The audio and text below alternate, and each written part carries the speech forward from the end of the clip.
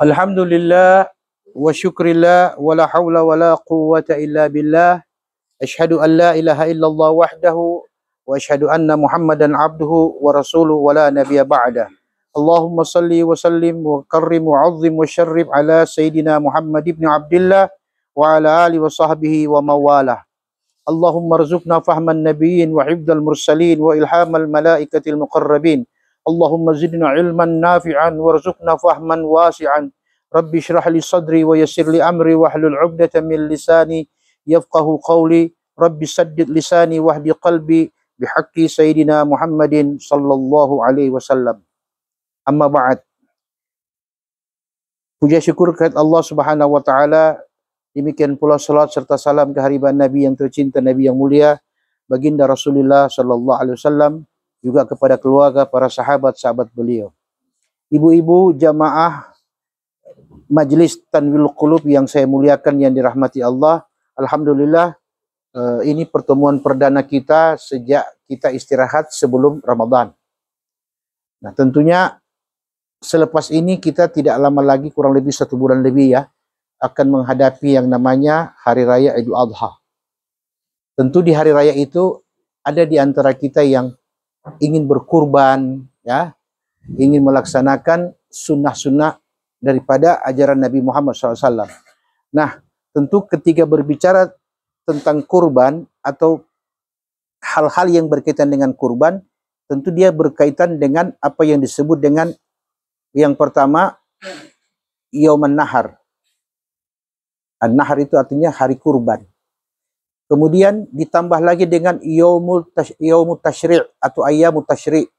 Apa itu Ayyamut Tashri'? Itu yaitu hari-hari di mana sehari sesudah Lebaran orang diperbolehkan untuk berkurban. Jadi berkurban itu ada 4 hari ya. Hari pertama pada waktu selesai sholat Idul Adha, ya, itu disebut dengan Yauman Nahar. Itu hari di mana kita berkurban. Kemudian ditambah dengan 3 hari Ayyamut Tashrik. Apa itu Ayyamut Tashrik? Yaitu tanggal 11, 12, 13. Nah, di sini tidak boleh berpuasa ya pada hari-hari Tashrik ya. Karena Tashrik itu artinya menjemur daging. Tashrik itu artinya menjemur daging. Karena di hari itu orang sembelih jemur. Ya. Nah, itu hari-hari di mana dilarang berpuasa. Nah, pada hari nahar itu diharamkan berpuasa. Tapi disunahkan dan diwajibkan berkurban. Kurban ini dalam bahasa Arab itu artinya sembelihan. Ya. Perhatikan apa yang dikatakan dalam kitab fikih ya. Di sini dia katakan ta'riful adhiyah, al-adhiyatu fil lugha ismun lima yuzbahu minan ni'am waqta ad-duha taqarruban ila Allah subhanahu wa ta'ala. Summiyat bi ismi awwali zamani fi'liha thumma kathura hatta sara isman lima yuzbahu fi ayyi waqtin kana min ayyamil adha wa min tasmiyati syai' bi ismi waqtihi. Artinya dinamakan dengan adhiyah, kurban itu, karena di hari itu ada nikmat yang Allah berikan. Dengan nikmat itulah kita berkurban dengan sembelihan, ya, dengan tujuan taqarruban ilallahi, semata-mata niat mendekatkan diri kepada Allah. Kemudian dikatakan di sini, sumiyat bi ismi awali zaman fi'liha. Dinamakan demikian karena memang pada waktu dahulu dinamakan demikian, adhiyah namanya. Summa kathura hatta sara isman lima yuzbah fi ayyi waqtin kana min ayyamil adha. Kemudian setelah itu dia terjadi keberlangsungan terus menerus sehingga di waktu-waktu tertentu tidak setiap saat kita boleh berkurban, ya. Kecuali pada hari-hari yang ditetapkan oleh agama. Fi ayyi waqtin kana min ayyamil adha. Itulah waktu-waktu kita berkurban. Nah, kurban ini ada 2. Ada kurban wajib, ada kurban sunnah. Oke? Nah, kurban wajib itu berlaku bagi dua bentuk ibadah haji. Yang pertama haji ifrat, yang kedua haji tamattu. Oke? Nah, bukan haji qiran dan haji tamattu. Adapun haji ifrat itu sunnah bagi orang yang melaksanakan haji ifrat. Apa itu haji ifrat? Apa itu haji qiran? Apa itu haji tamattu? Mari kita perhatikan. Haji qiran adalah bentuk ibadah haji yang diambil oleh seorang pelaku haji, oke, dengan niat antara umrah dan haji bersamaan. Diawali di miqat namanya. Misalnya, dia mikatnya dari luar kota Makkah, dari Madinah. Maka mikatnya di Bir Ali. Nah, pada waktu itu dia niat untuk mengerjakan haji qiran. Saat itulah pakaian ihram dia kenakan dan dia mengucapkan niat, yaitu apa? Niat labbaik Allahumma umratan wa hajjan. Kami datang memenuhi panggilanmu ya Allah dalam keadaan umrah dan haji. Berarti bersamaan itu. Nanti selesai prosesi ibadah wajib haji, baru dia boleh lepas pakaian ihram. Itu namanya haji qiran. Jadi kalau dia misalnya tiba lebih awal, bisa saja dia berpakaian ihram mulai dari pertama mikat, bisa saja 30 hari, 40 hari dia berpakaian ihram. Itu namanya haji qiran. Nah, tentu ada hal-hal yang pasti dia langgar. Ketentuan-ketentuan pasti ada yang dilanggar. Maka haji qiran inilah diwajibkan dia berkurban pada hari nahar. Hari tanggal 10 Zulhijjah. Karena tanggal 9 Zulhijjah itu wukuf. Wukuf di mana? Di Arafah. Bisa dipahami nih? Nah, sekarang bagaimana yang disebut dengan haji ifrat? Nah, haji ifrat ketika tiba di Makkah atau pada saat rombongan haji tiba, itu tidak mengerjakan umrah. Menunggu waktu haji. Nah, pada waktu masuk waktu haji, dia mengikuti jamaah haji yang masuk mengerjakan ibadah haji. Nah, selesai ibadah haji, baru dia umrah. Berarti niatnya terpisah. Niat haji dulu, selesai ibadah haji, baru dia niat umrah. Nah, itu haji ifrat namanya. Sedangkan haji tamattu, ketika dia sampai di Makkah, dia melaksanakan niat umrah. Setelah dia tawaf, kemudian dia pakai ihram, ya, dia mikat, dia ihram seperti orang umrah biasa. Selesai dia tahallul, dia sudah boleh lepas ihram sambil menunggu datangnya waktu musim waktu haji namanya, ya. Nah, setelah dia sudah itu, baru dia pakai lagi ihram kembali untuk mengerjakan haji. Itu namanya haji tamattu, haji yang bersenang-senang. Karena orang lain sementara menunggu datangnya musim waktu haji, ada yang sedang berpakaian ihram, dia sudah melepas ihram. Maka hukumnya ketika tiba hari nahar, dia wajib kurban. Ya, jadi yang wajib kurban hanya haji tamattu dan haji qiran. Yang sunnah haji ifrat. Karena apa? Karena tiba di Makkah, dia menunggu waktu haji, dia kerjakan, baru dia umrah. Berarti dia disunnahkan kurban. Bisa dipahami nih? Nah, kemudian berapakah jumlah kurban yang minimal? Ya, minimal kurban 1 ekor kambing. Oke? Minimal 1 ekor. Maksimalnya Rasulullah pernah berkurban dengan 200 ekor unta. Nabi pernah kurban dengan 200 ekor unta. Berarti tidak ada batas. Mau berapa ratus, berapa ribu ekor, tergantung kemampuan niat. Tapi tidak boleh kurang dari 1 ekor kambing. Ada yang bertanya, Ustadz, bagaimana kalau kita berkurban itu cicil? Bagaimana tuh cicil? Kumpul, tiba DP waktu, baru kurban. Ya itu sama saja beli tunai namanya. Ya toh? Bukan utang dulu itu kambing, potong, sebar bage, baru cicil bayar. Itu tidak sah. Yang boleh itu sebelum penyembelian sudah harus lunas. Itulah yang dimaksud dengan kurban. Kemudian, hewan kurban yang paling afdal, yaitu hewan kurban yang paling gemuk, paling sehat, dan paling besar. Pertanyaannya, bagaimana dengan hukum tawar? Orang lihat, orang tawar. Sampai yang berjual bilang, ibu bertawar ini bagus, hele pokok gale. Ada kan begitu? Nah, itu ada sebagian ulama mengatakan makruh hukumnya menawar hewan kurban. Makruh hukumnya menawar hewan kurban. Karena apa? Menawar itu bagian juga daripada mengurangi kualitasnya binatang. Jadi paham ini? Nah, jadi intinya makin baik kurban itu makin tinggi nilai pahalanya. Jadi kata ulama, lihat saja kalau kita datang di tempat penjualan binatang kurban atau hewan ternak, kan cuma 3 jenis yang boleh dikurban. Unta, sapi dan yang semisalnya, yaitu kerbau, ya.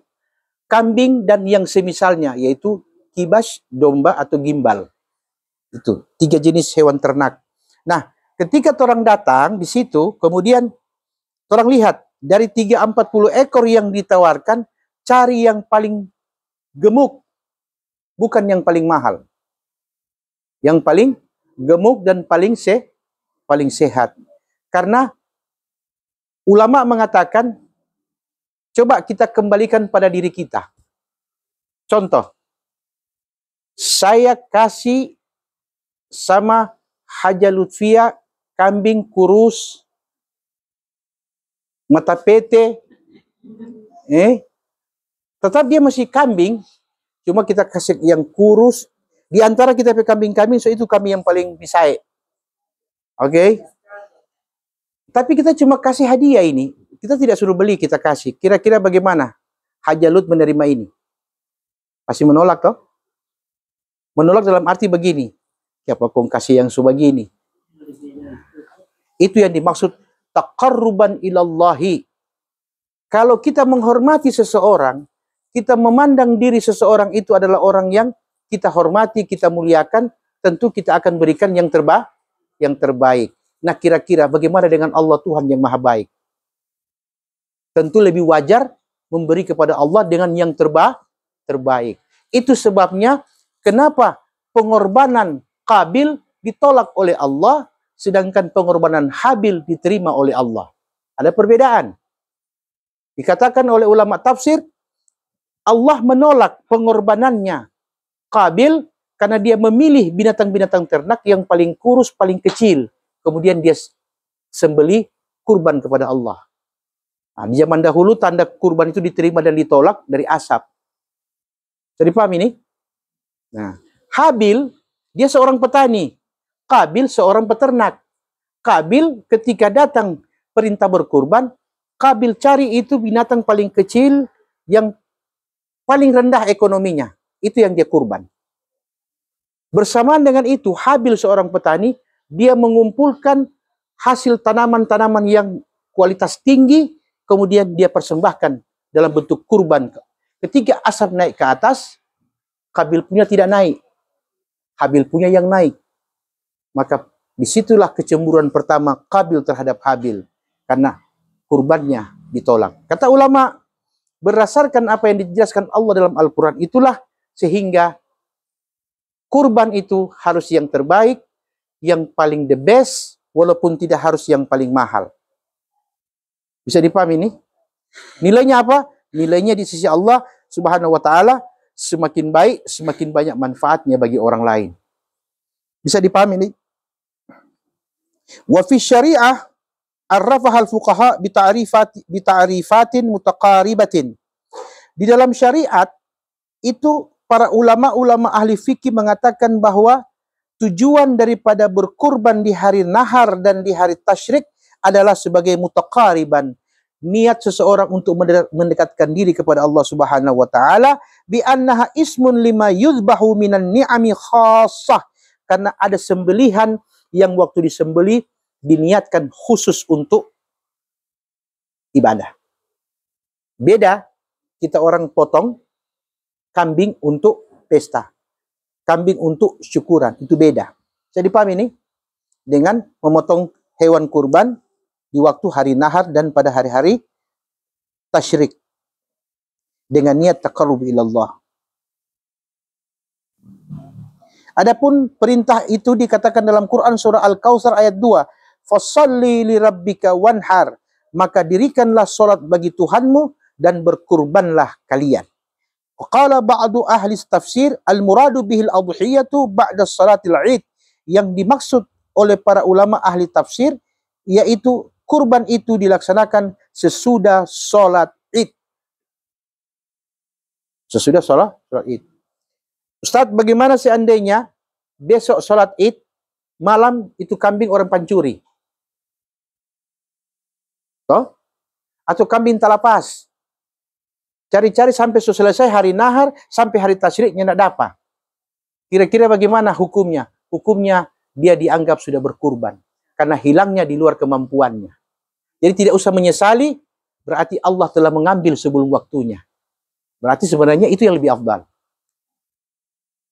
Kalau orang kan nyanda, ya Allah, baru ada beli tadi pak, kalau maring itu, aduh, menyasal. Padahal orang lain nanti menunggu waktu baru berkurban, tapi dia punya Allah lebih dulu ambil sebelum waktu berkurban. Mana lebih utama? Ya? Tapi jangan sama seperti kejadian tadi malam di rumah. Jadi datanglah Haja Meli, Haji Anton, Haja Linda dengan suami, Haji Ref datang di rumah dengan teman beberapa orang. Jadi saya sempat sampaikan, saya bilang, kenapa orang kalau kehilangan sesuatu dia sedih? Karena apa? Karena dia merasa memiliki terhadap apa yang dia punya. Ditanya, ini siapa? Kita pe laki, kita pe suami, kita pe bini.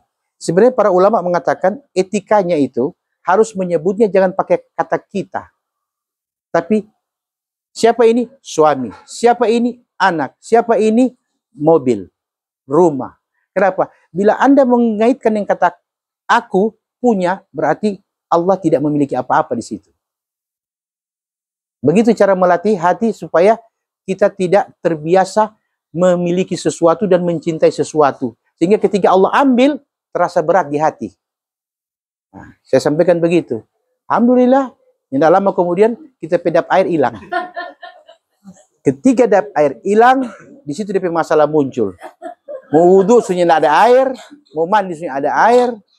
Alhamdulillah. Jadi kita bilang, kalau begitu, begitulah Allah memberikan kita beberapa jawaban. Bahwa mudah untuk diucapkan, tapi belum tentu mudah untuk dilakukan.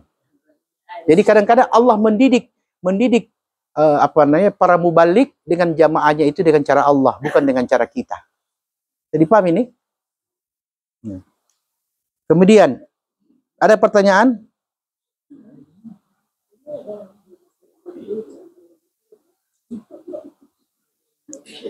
Kemudian dikatakan tidak boleh melakukan kurban kecuali di tanah haram, di Makkah. Di luar Makkah tidak sah kurbannya. Oke. Bagi orang yang melaksanakan haji dan umrah. Bagi kita yang tidak melaksanakan, itu hukumnya adalah mustahab, disunnahkan, terutama yang sudah pernah haji dan sudah pernah umrah. Bila dia ada kelebihan, maka boleh dia berkurban di negerinya masing-masing dan membaginya kepada fuqaha, duafa dan masakin. Kira-kira mana lebih baik? Memberi daging mentah atau daging yang sudah masak? Hah? Nah, ini perlu paham. Itulah sedikit perbedaan antara akikah dan kurban. Kalau akikah ya, itu disunahkan dibagi dalam keadaan masak. Tapi kalau kurban lebih afdal dalam keadaan mentah. Bolehkah memberi upah orang yang menyembelih dari upah binatang tadi itu? Misalnya, binatang harga kambing harga 3,5 juta. Hah? Oke. Kita kumpul uang, kemudian dari 3,5 juta kita tawar 3,250 juta kepada penjual. Dengan niat yang 250 sisa itu upah untuk tukang sembelih. Itu tidak boleh. Tidak boleh mengambil upah dari harga binatang. Yang boleh adalah hadiah. Apa itu hadiah? Berapa harga? Terjadi transaksi, bayar. Baru diambil dari luar uang lain. Untuk sebagai hadiah, bukan sebagai upah. Jadi paham ini? Kemudian, bagaimana dengan binatang yang tadinya dibeli dalam keadaan sempurna, tiba harinya, namanya binatang kan, bakalai, patah tanduk, kaki bengkok, dia belum dan sebagainya. Imam Syafi'i mengatakan bahwa pada waktu kita membeli dalam keadaan sempurna, dan tiba waktu kurban terjadi hal yang tidak kita duga dan tidak kita sangka, maka itu hewan dikatakan hewan yang sempurna untuk dikurban. Artinya boleh dikorban. Kan tidak boleh korban dengan apa namanya kambing, sapi atau unta yang mata buta, kaki bengkok, tandu patah, kan tidak boleh. Harus yang sempurna. Tapi waktu kita beli sempurna. Waktu tiba hari nahar dan hari tasyrik, ternyata binatang ini cacat. Maka hukumnya apa? Boleh. Karena dianggap pada waktu beli tidak dalam keadaan cacat. Tapi waktu kita beli sudah cacat, karena mau cari murah, biar jadi DP mata ini gampang kok mau taruh DP ini begini. Tidak boleh. Oke? Assalamualaikum warahmatullahi wabarakatuh. Ada pertanyaan?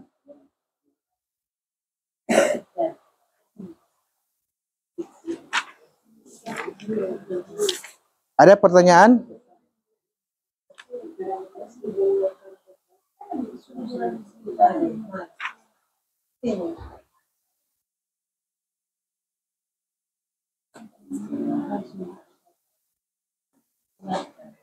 Kita lihat hikmahnya kurban. Wa an Zaid bin Arqam radhiyallahu anhu qultu au qalu ya Rasulullah ma hadhihi al-adahi. Jadi Zaid bin Arqam dia berkata, ya Rasulullah, apakah ini yang dimaksud dengan kurban? Nabi mengatakan kurban yang dimaksud adalah sunnatu abikum Ibrahimah. Qalu ma lana minha. Apa yang untuk kami yang berkurban? Maka dikatakan di sini, qal bikulli sya'ratin hasanah. Jadi ternyata setiap hewan yang kita potong, kalau dia semakin gemuk, berarti bulunya semakin banyak. Bulu semakin banyak, di sini Nabi katakan, wa bikulli sya'ratin hasanah. Setiap helai bulu ada satu nilai pahala yang Allah berikan. Makanya cari yang gemuk, yang besar. Biar jumlah pahalanya tergantung jumlah bulunya. Makanya kenapa tidak boleh berkurban dengan binatang kaskado. Karena sudah ada bulu-bulu. Kan? Iya. Bisa dipahami ini? Silakan, ada lagi pertanyaan?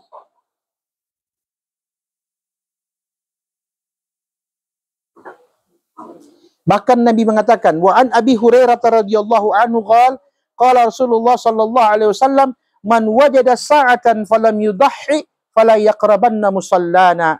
Barang siapa yang mendapati hari nahar dan hari tasyrik sedangkan dia ada kelebihan dan dia tidak berkorban, Nabi katakan jangan dekati tempat-tempat kami sholat.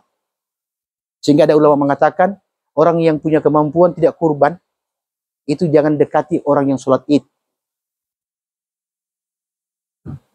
Dekat saja dilarang, apalagi sembahyang. Karena di sini Nabi bilang, Nabi katakan, man wajada sa'atan, siapa yang mendapatkan kelebihan, tapi tidak mau berkurban, walaupun sifatnya sunnah, maka Nabi mengatakan, fala yaqrabanna musallana, jangan sekali-kali dia dekati tempat kami sholat. Yang parah itu, ada kelebihan sejak basumbang, kong antri lagi. Tak punya mana, dang? Kan ada tuh begitu toh?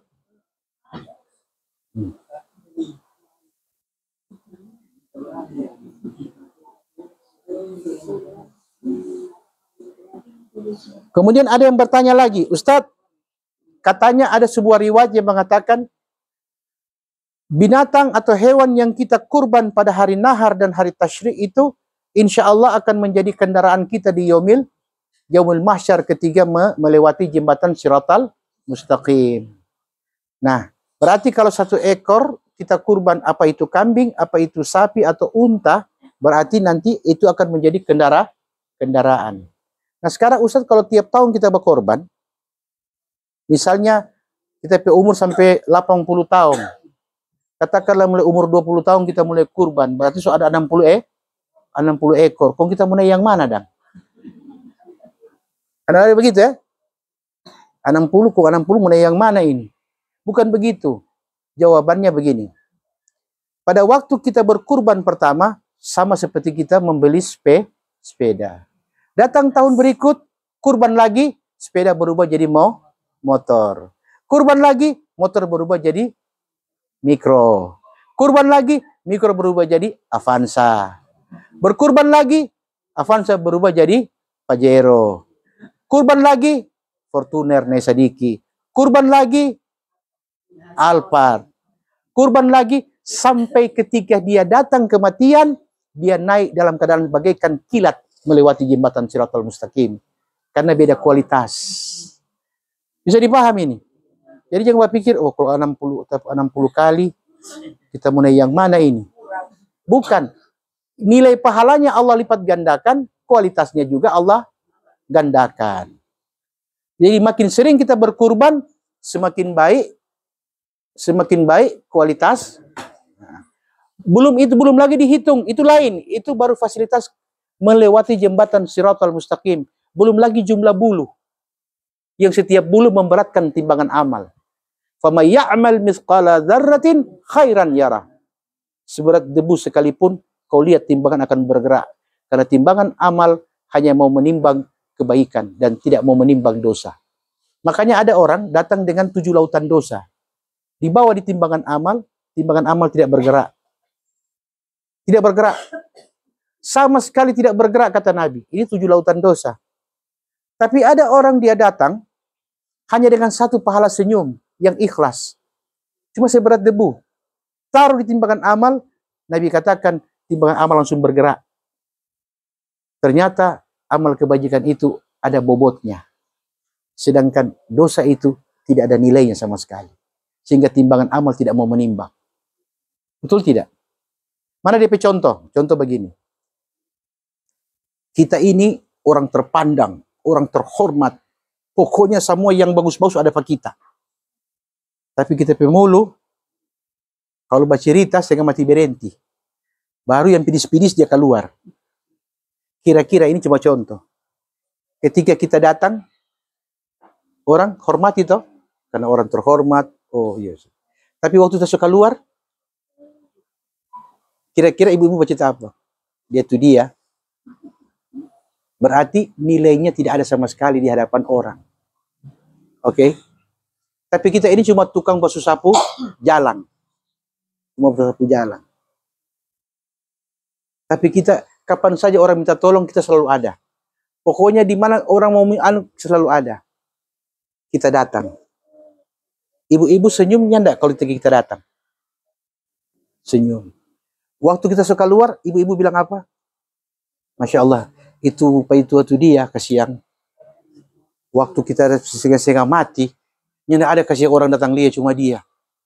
Dia cuma tuh bubur kurang kasih panas ulang, dia bawa kasih yang kita. Berarti nilainya bubur jadi tinggi.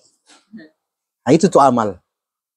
Jadi Nabi bilang, la yahqiranna ahadukum min amalikum. Jangan kalian memandang rendah amal-amal kalian. La tahqiranna minal ma'rufi syai'an walau an talqa akhaka biwajhin taliq. Jangan pernah engkau menganggap remeh perbuatan baik itu, sekalipun itu hanya senyummu yang ikhlas kepada saudaramu saat berjumpa.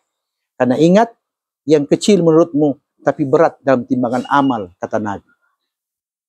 Bisa dipaham? Makanya itu kenapa dikatakan dosa yang berulang-ulang dengan amal yang sekali mampu menutupi keburukan yang berulang-ulang. Nabi katakan, ittabi'is sayyatul hasanah tamhuha wa khaliqin nas bi khuluqin hasanin. Hapuslah, tutupilah kesalahan-kesalahanmu, dosa-dosamu itu dengan engkau perturutkan dengan berbuat kebajikan. Niscaya satu kebajikan akan menutupi kesalahan-kesalahan yang lain. Dengan cara apa? Khaliqin nas bi khuluqin hasanin. Engkau pergauli manusia dengan akhlak yang mulia, maka itulah yang akan menutupi apa yang menjadi kekuranganmu. Ada pertanyaan?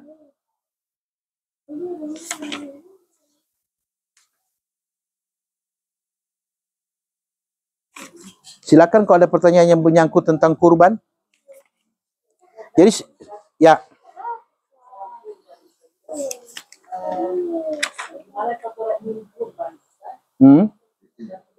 Keuangan yang ada memadai, dan ada barang emas. Jadi kurban bisa nggak? Baik.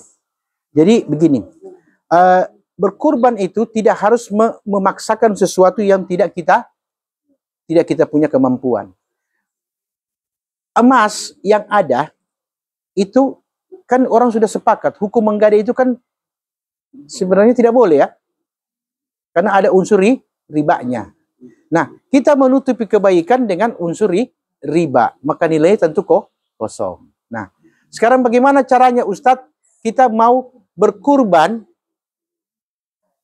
dana tidak memadai. Oke?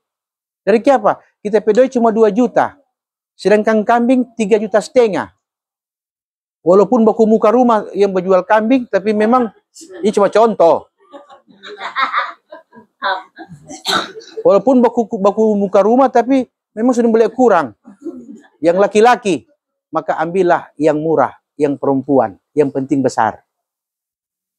Karena kurban itu tidak harus wajib, harus laki-laki. Maka tidak disebutkan di sini. Walaupun yang jantan itu lebih utama. Ada yang perempuan, kita pedoi cuma 2 juta. Ada perempuan sedikit besar dia. Tapi perempuan, kurban dengan perempuan. Dengan yang betina. Begitu juga dengan akikah. Akikah itu tidak mesti harus dengan kambing laki-laki. Kalau dia punya kemampuan, maka itu lebih utama. Tapi kalau dia tidak punya kemampuan, maka dia boleh berkurban dengan binatang betina, kambing betina, ya. Sekarang yang jadi masalah Ustadz begini. Kita kurban dengan kambing betina, oke.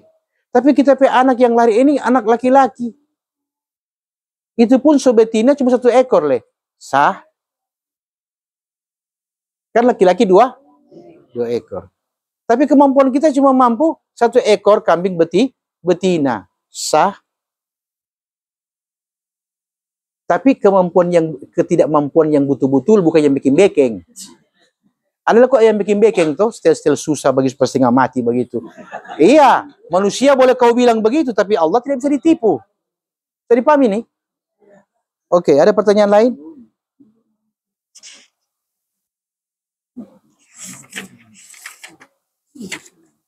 Silakan, ada pertanyaan lain? Ada yang saya sedikit keluar dari materi ya. Ini kan bulan haji. Ini bulan haji. Yang tidak pergi di haji pasti tunggu korma dengan air zam-zam. Betulnya enggak? Yang pergi haji puas makan kurma, puas minum air zam-zam. Yang tidak pergi di haji bertunggu air zam-zam dengan kurma. Nah, sekarang kenapa air Zam-Zam menjadi satu hal yang dirindukan. Nah, dalam kitab Mawsu'atul Fiqhi 'alal Madhahibil Arba'ah, di sini dia katakan, ma'u Zam-Zam lima syuriba lahu. Air Zam-Zam itu tergantung apa yang, siapa dan untuk apa ia minum. Ingat, air Zam-Zam tergantung apa dan untuk apa dia minum. Jadi dia bukan air pelepas dahaga. Nah, itu bedanya. Makanya sunnahnya minum air Zam-Zam berdiri. Jadi minum air Zam-Zam sunnah berdiri. Sebagaimana riwayat dalam hadis katakan, kana Rasulullah sallallahu alaihi wasallam yashrabu ma'a Zam-Zam qa'iman. Sahabat mengatakan, kami setiap kali melihat Nabi minum air Zam-Zam, Nabi berdiri. Berdiri bukan duduk. Tapi kalau minum air selain air Zam-Zam, sunnah duduk. Itu bedanya. Kenapa kau begitu, Ustaz? Nanti tanya Pak Nabi.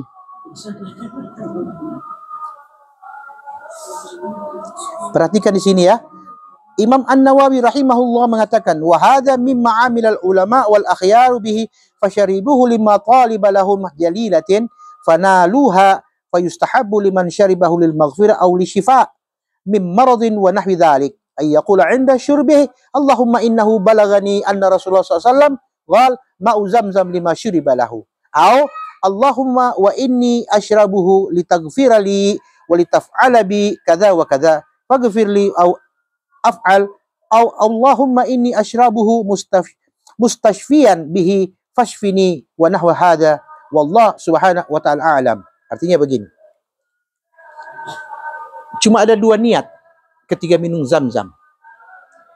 Kita minum Zam-Zam ini dengan niat semoga Allah ampuni segala dosa-dosaku. Nah, itu disebut ini lima syuribalahu. Kita niat agar Allah ampuni kita punya dosa. Maka itu kata Nabi yang kita dapat, ampunan Allah ketika kita minum air Zam-Zam. Tapi di sini juga dikatakan auli syifa. Saya sakit. Saya minta kepada Allah segala macam daya upaya sudah saya lakukan, tapi kesembuhan belum datang kepada saya. Saya minta kepada Allah semoga dengan asbabnya air Zam-Zam ini Allah berikan saya kesembuhan. Berarti dia punya niat minum air Zam-Zam untuk sembuh. Maka ini perhatikan doa yang Nabi ajarkan. Nabi mengatakan, Allahumma innahu balagani anna Rasulullah sallallahu alaihi wasallam qala ma'u Zamzam lima syuriba lahu. Katakan, ya Allah, sesungguhnya telah sampai kepada diriku berita dari Nabi sallallahu alaihi wasallam bahwa Nabi mengatakan air Zam-Zam diminum tergantung apa yang diniatkan. Itu dia punya doa. Tapi dalam keadaan berdiri.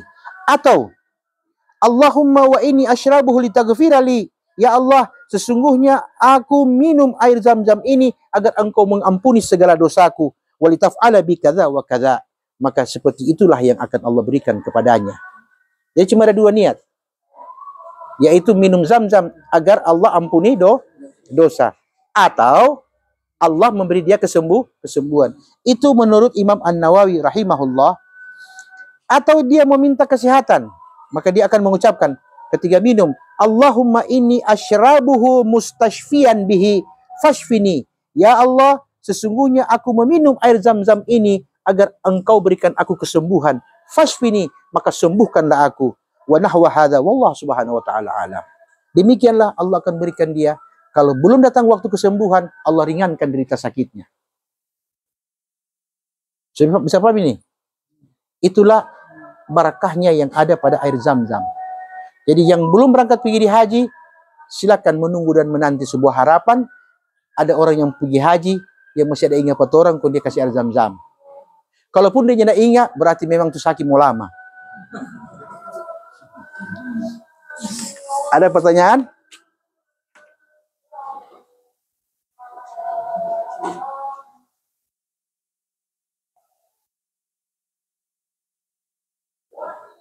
Cukup? Sudah selesai masalah kurban. Kemudian yang terakhir adalah kurban minimal 1 ekor kambing. Maksimal tidak ada batas. Karena Nabi pernah berkurban, Nabi sendiri pernah berkurban dengan 200 ekor unta. Jadi kalau misal kata saya ini ada uang lebih, saya tidak perlu ikuti satu ekor sapi 7 orang. Dia bisa kurban 1 ekor sapi, kita punya semua.